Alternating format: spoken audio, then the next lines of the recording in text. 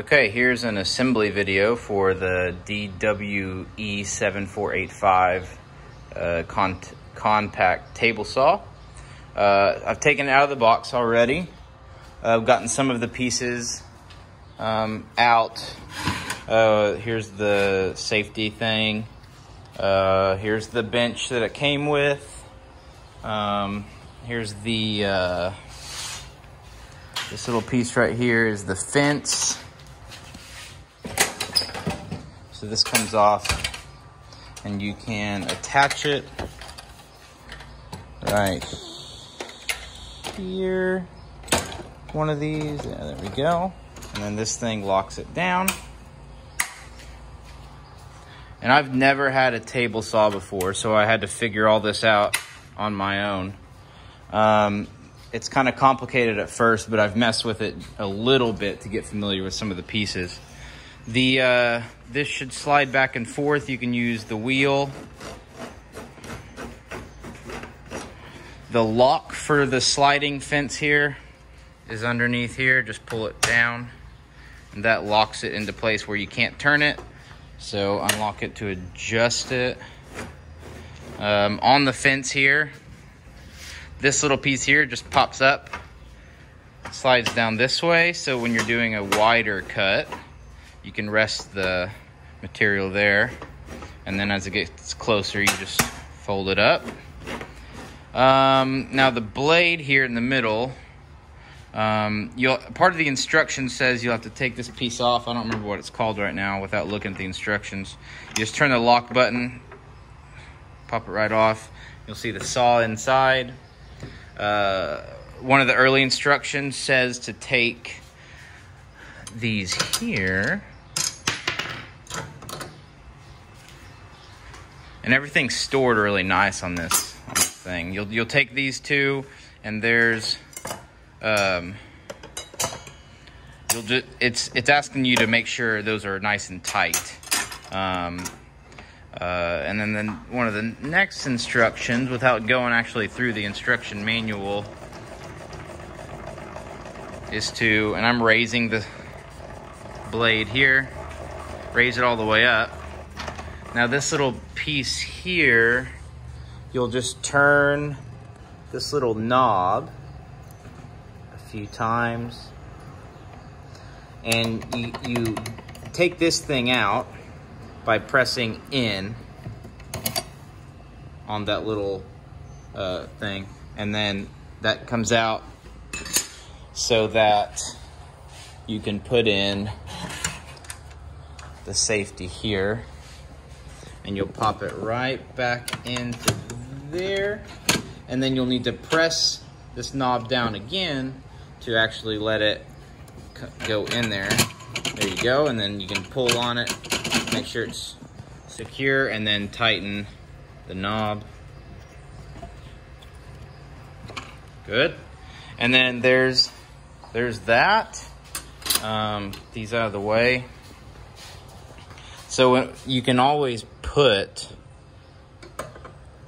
these things back where they belong to make sure it stays compact and you don't lose any pieces. Okay. Now this part here stays up. And again, forgive me because I don't know the names of all these things off the top of my head right now. I've only been working on this, took it out of the box a little bit ago. You slide that back in there, lock it, put it down, and that's ready to go. What else? There is a mitering gauge for cutting angles that stores right in there. I've never used one of these before, but I'm excited to try it out sometime. Slide it right in there, and then from here you can change the angle of your cut. I don't even know if that's how you use it. I just know that's how the angle adjustment works. And then you can just slide it right back in there. It's a cool little machine. So the next thing I'm going to do is mount it with a few screws to the top of this table so I don't have it just sitting on the ping pong table. I don't know what else to say. I think that's mostly it. Well, I guess here.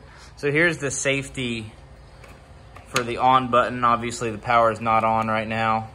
And then the off button is just to press that little lever there. And you can see there's like a little off button in there, so when you press this, it presses that down for a quick, safe stop. Oh, another thing, if you want to adjust the angle of the blade, let's see if I can remember. Put that up. Take this off so you open up this little space here.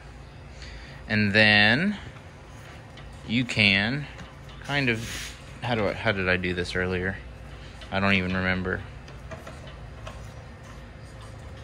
Well, I don't know how it works now. Oh, there we go. There we go. I'm just sorry, I don't have a tripod. You just move this like this. And then for anything that I'm gonna be doing, it's very simple. So I'm just gonna keep it up straight. Keep that locked down. Let's see, here's a look at the back side. Yeah, I mean, once you're kind of familiar with these few parts here, there's not a whole lot to worry about, really. So next thing I'm going to do is hook this thing up and fasten it to this thing and hook it up and see how it works. So here's another little part back here, is the anti-kickback device here to keep the wood, once you push it all the way through, if it gets wedged in between the fence here and the blade is spinning this way, so it might kick it back at you. So it's a good idea that I've never done this, but I've heard advice not to stand here because the wood or material will kick right back to you. So you want to kind of stand off here to the side, and then you can still push it through here.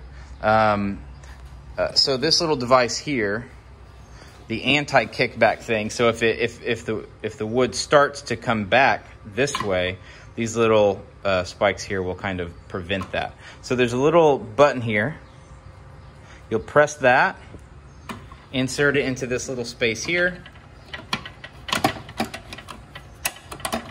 and it should,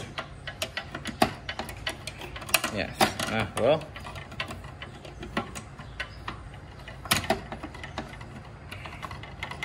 okay, so it goes in there right there. It's not fastened.